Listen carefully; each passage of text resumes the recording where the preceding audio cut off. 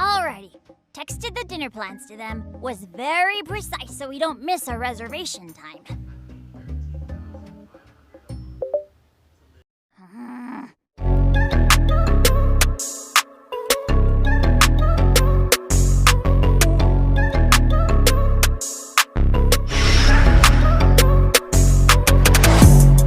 Hello everyone, Kaiser here, and today I'm back with a new custom figure, which is Tenya Iida from My Hero Academia. And this is a figure that I actually completed quite recently, and now I'm finally being able to show it off. I actually worked on Iida a few times in the past. They're pretty old customs, and I redid them around once or twice. But with this third version, it's completely new, made on a different body, and I think it's a lot better than my old custom Iida figures. So with that, let's get into the work in progress. Overstepping, I was lost in the hurt. With every lesson that I got, I'ma learn. I'ma show the world I'm the greatest. Got a mind to stay safe. So I'll follow your basics. Take a look what all my created. I'ma never waste and underestimated in class. Hate that I break myself on impact. Stick to myself, I'll get the last laugh. They don't believe me, I'll bring my fist back and hit them like that. I'm not the same kid that you saw in the past. I'ma give it everything that I have. Got a vision, I ain't taking it back. I got the passion I put into practice, and you're gonna see why it isn't an accident. Every time I don't jump into action, I'll be the hero that everyone's lacking. I will act for my peers, show the world that I'm here.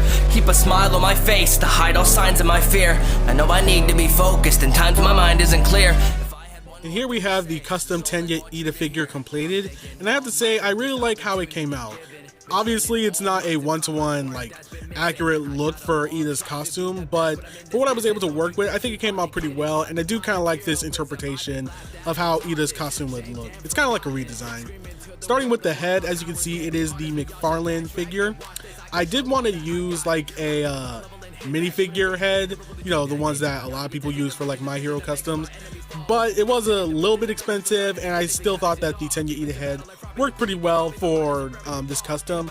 Unfortunately, he doesn't really have glasses. They're just kind of molded into his face, but that's fine. I still like how it looks, and that also goes for his accessories. The main body was probably the hardest thing to work on, mostly because I wanted him to be able to crunch like forward, back, pretty much have a lot of movement in the diaphragm joint. So there was a lot that I had to do there, as you can see.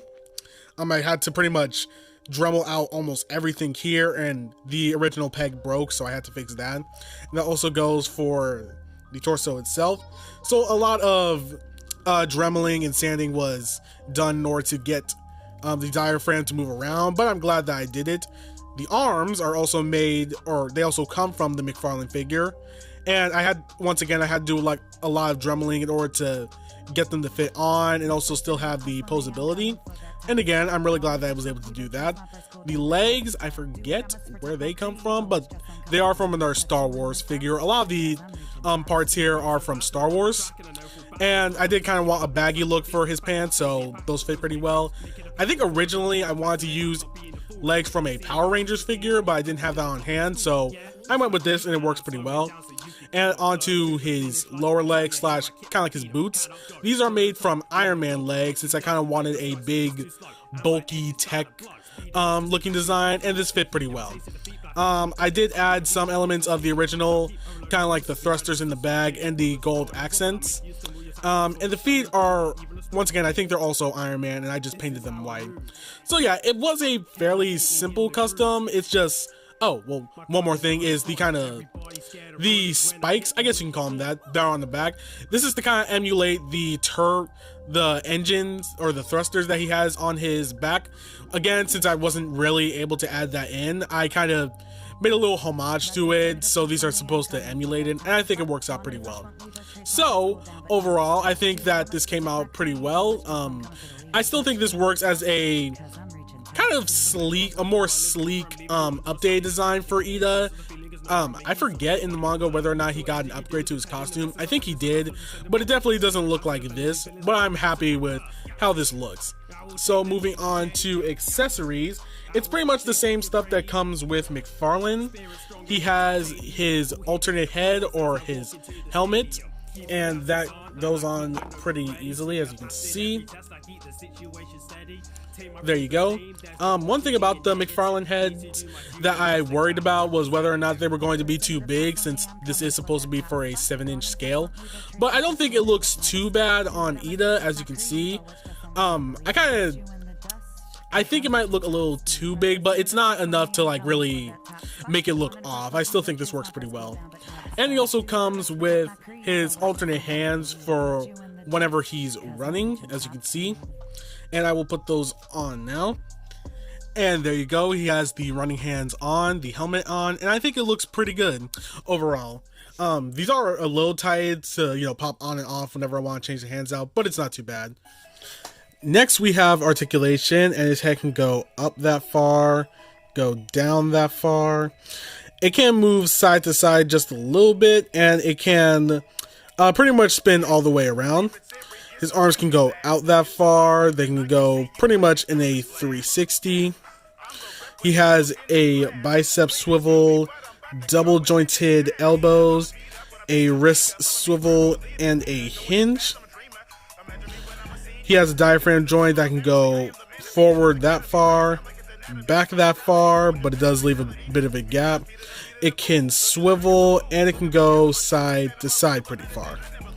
His legs can go that far forward, that far back. They can go out to the side pretty well, which is what I wanted, since I wanted him to get into a lot of kicking poses.